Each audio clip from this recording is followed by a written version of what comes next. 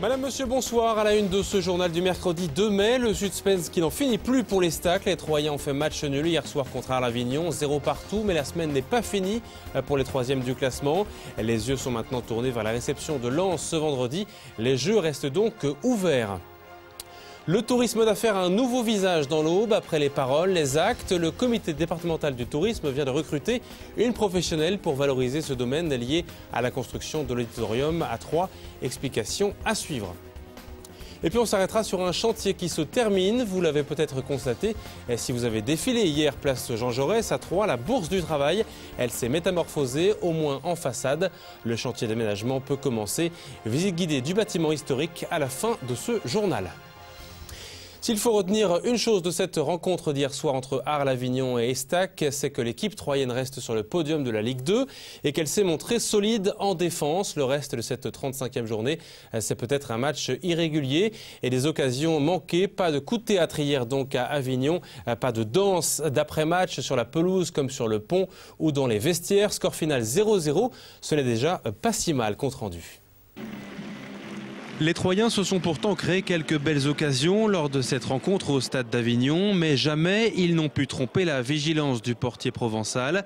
Parmi les actions marquantes du match, un pénalty probable, non sifflé par l'arbitre à la 37e minute. Au final, les Troyens ont manqué de réussite pour battre l'équipe d'Arles-Avignon, 15e du classement, mais toujours invaincu sur sa pelouse en 2012.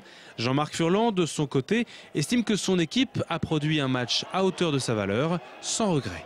On regrette de ne pas avoir gagné, mais bon, voilà, c'était quand même un bon point. On a de nombreuses opportunités, mais je pense qu'on a fait un bon match. On aurait pu faire un match plus complet, c'est vrai, en gagnant. Mais les garçons, on jouait vraiment sur leur valeur, l'équipe a joué sur sa valeur. Après, bon, on tape le poteau. Il y a certainement un pénalty, une main que l'arbitre ne voit pas. Donc voilà, c'est vrai qu'il y a eu de nombreuses opportunités de remporter ce match. Mais les joueurs ont fait un match très sérieux, très impliqué, voilà, à l'image de l'Estac cette année. Je suis satisfait de la prestation des joueurs. Après, si on a un peu plus de réussite, on va prendre 3 points. L'entraîneur troyen qui a vanté l'homogénéité de son groupe, il a d'ailleurs fait tourner ses titulaires habituels. Face à une équipe provençale sur la défensive, les Troyens ont tenté une belle série d'attaques en première période notamment, mais assez peu sont arrivés au bout. En mal de réalisme sans doute de leur côté, malgré un jeu très direct misant sur les récupérations de ballons, les joueurs d'Arles-Avignon sont parvenus à se créer quelques opportunités. En seconde mi-temps, l'Estac a montré un joli sursaut en mettant plus de vitesse dans ses offensives. Et derrière le poteau de Grax à la 60e, elle est parvenue très souvent à évoluer dans la surface de réparation des sudistes. Au final, le compteur n'a pas bougé de la soirée, mais tant pis, le regard des Troyens est maintenant tourné vers la suite. Mais bon, l'aventure continue et on a repoussé encore l'échéance, un match de plus. Maintenant, à suivre l'épisode, c'est comme les séries américaines, ça. À suivre les épisodes suivants, il en reste 3 dans la série, 3 épisodes. La rencontre face à Lens est en effet déjà dans le viseur. Les 14e de Ligue 2 n'ont rien à perdre. Coup d'envoi ce vendredi à 20h20 au stade de l'Aube. Voilà, semaine rythmée donc pour les Troyens à 3 épisodes de la fin du championnat. Le match de vendredi entre Clermont et Sedan, respectivement 4e et 5e, sera également à surveiller de très près. Pour attirer du monde et des touristes dans l'Aube, le foot ne suffit pas alors que le comité départemental du tourisme vient de lancer une vaste campagne parisienne pour promouvoir les richesses du département. Le tourisme d'affaires est l'une des priorités du développement économique au Bois. En lien avec la construction de l'auditorium du Conseil général, une professionnelle aguerrie vient d'être recrutée pour piloter de près cette stratégie. Explication, Raphaël Mailly. Personne ressource dans le secteur du tourisme d'affaires, Cécile Lupeau a passé 7 ans au bureau des congrès à Paris. Spécialement mandatée par le comité départemental du tourisme, elle est aujourd'hui chargée de développer cette activité économique à Troyes. On a quatre segments au sein du tourisme d'affaires: les congrès associatifs, les événements d'entreprise, les voyages de stimulation ou incentive, et puis les voyageurs d'affaires individuels. Le tourisme d'affaires n'est pas une nouveauté pour la ville. À proximité de la capitale et dotée d'un patrimoine culturel attractif, la demande tend actuellement à se renforcer.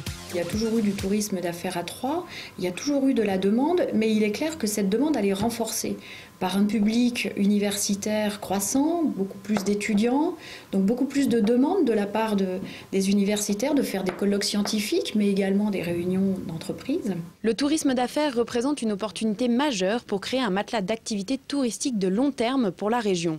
Ce secteur stratégique permet de garantir un dynamisme économique constant et à forte valeur ajoutée. C'est une activité qui vient en complément du tourisme de loisirs, qui permet donc de lisser l'activité sur la semaine, en dehors donc des périodes de week-end plutôt tourisme de loisirs. C'est une activité qui permet d'avoir de fortes retombées économiques sur l'ensemble du territoire, puisque les touristes d'affaires dépensent 2,5 à 3 fois plus qu'un touriste de loisirs. Le développement du tourisme d'affaires a été rendu possible grâce à une étroite collaboration du comité départemental du tourisme et du conseil général qui a investi dans des infrastructures de pointe avec la construction du palais des congrès de l'Aube. Nous profitons de cette opportunité de l'extension du conseil général pour avoir un équipement de qualité. Et le Conseil général a décidé de confier la commercialisation de cet auditorium au comité départemental du tourisme, toujours dans un souci d'économie et de mutualisation des services existants. La construction du centre des congrès de l'Aube constitue donc la clé de voûte du développement du tourisme d'affaires dans la région. Avec son auditorium modulable, ses espaces d'exposition et son réseau numérique de dernière génération, le bâtiment offrira des équipements d'excellence aux entreprises. C'est en fait l'équipement qui nous manquait à Troyes et dans l'Aube pour accueillir des événements majeurs, notamment au niveau de la capacité.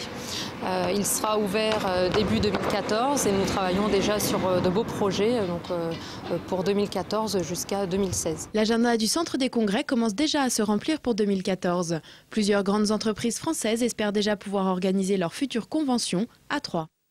Et pour l'instant, les noms ne sont pas encore connus. Sous la pluie, pendant les vacances, les enfants ont peut-être encore plus d'attention pour écouter des conseils en matière de tri sélectif.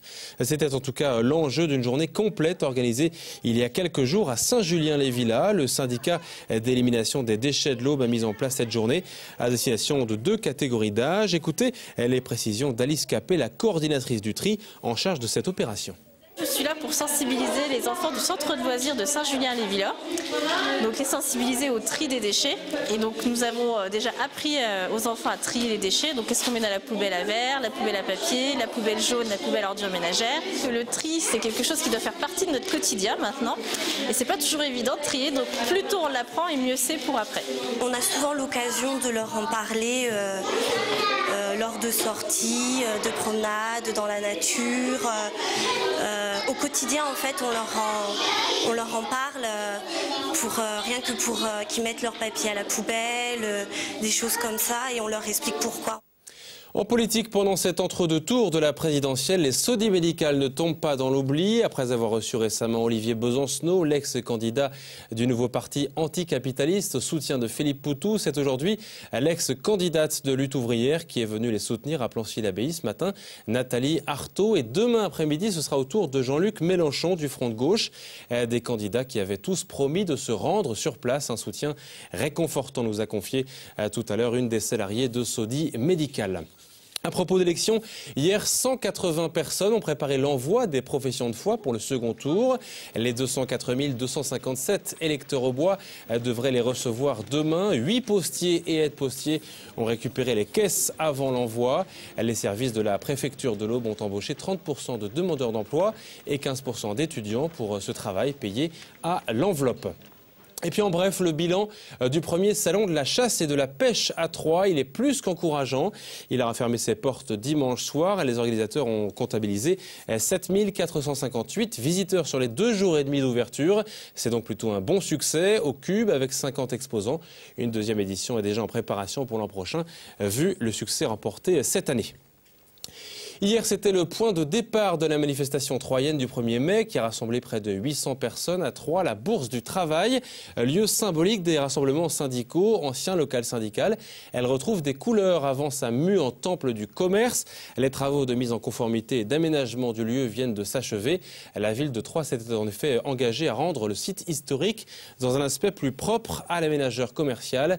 C'est donc chose faite et le moins que l'on puisse dire, c'est que le décor a bien changé. Reportage Cyril Tavernet. Toute vêtue de blanc, celui de sa pierre, la craie, la Bourse du Travail est désormais visible.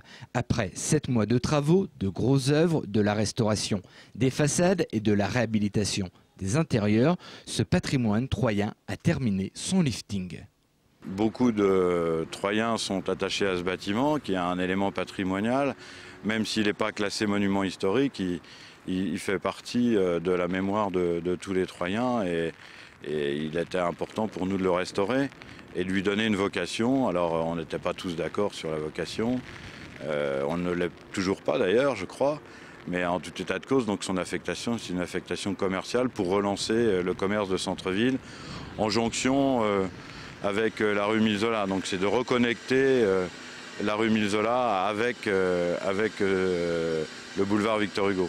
Le relooking de ce bâtiment a été modéré. L'idée était de le garder dans son jus, presque à l'identique comme lors de sa construction en 1836.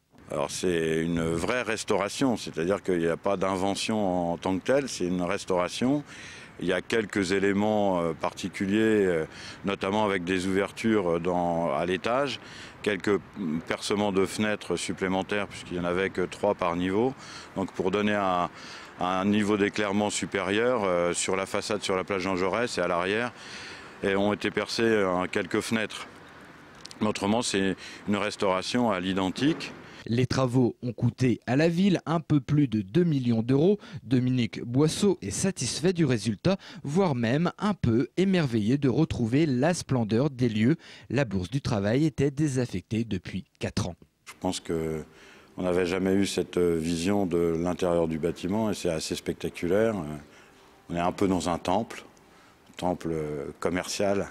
D'ici 15 jours, le bâtiment sera livré à l'opérateur, le groupe rémois Fray, chargé de lui donner une nouvelle vie commerciale. Les travaux s'achèveront par la réinscription en lettres rouges sur sa façade de son nom, Bourse du Travail. Et c'est la fin de ce journal. À suivre la météo très attendue des jours qui viennent. Demain, on s'intéressera dans le journal justement à la météo et à ses conséquences avec entre autres le village de Rumilly-les-Vaudes où la circulation est bloquée ce soir. La rivière Lauzun est sortie de son lit et une grande partie des champs est inondée. Le même phénomène s'était produit il y a 2 ans. Très belle soirée à vous et à demain.